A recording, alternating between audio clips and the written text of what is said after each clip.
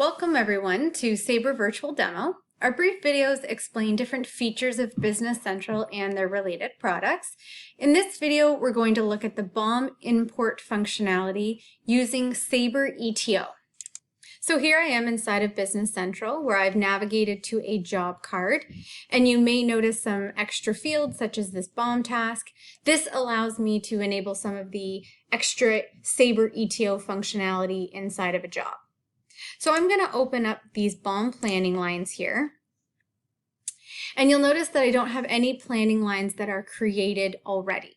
So part of the BOM import functionality is to allow you to be able to export a bill of material from something like Solidworks or AutoCAD, put it into an Excel format where your engineers or your designers can then review those lines. And then rather than having to key them into Business Central, into the planning lines one by one, you would be able to just import where it can read that Excel spreadsheet and create the lines for you. So under the Process button, you would use your BOM import. You'll notice here that I've got a default template set up. Within this functionality, you could create multiple templates, which would allow you to interact with different fields and have different sort orders. You can do this company-wide or user by user. So here's some of that extra functionality. So again, you can select the different fields. And as we can see, I've got a few fields that I've selected here, and I'm going to use those as part of my import. So what I'm going to do is I'm going to say OK, and I will then select where I would want that bill of material to be inserted. Now, I don't have any lines so far, so I'm going to put the end of my list. But if I had lines that are already created, I could choose to have these just append to the end, or if I wanted to insert them between pre-existing planning lines, I could also do that.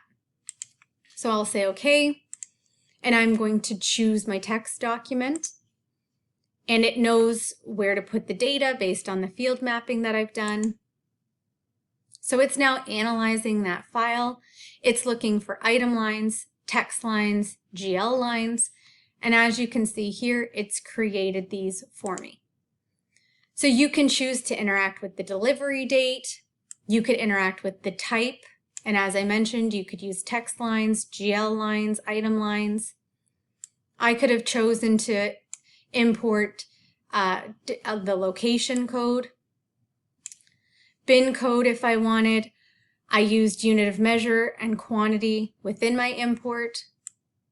But you can see here, it inserted a ton of different lines that I otherwise would have had to import and key in line by line.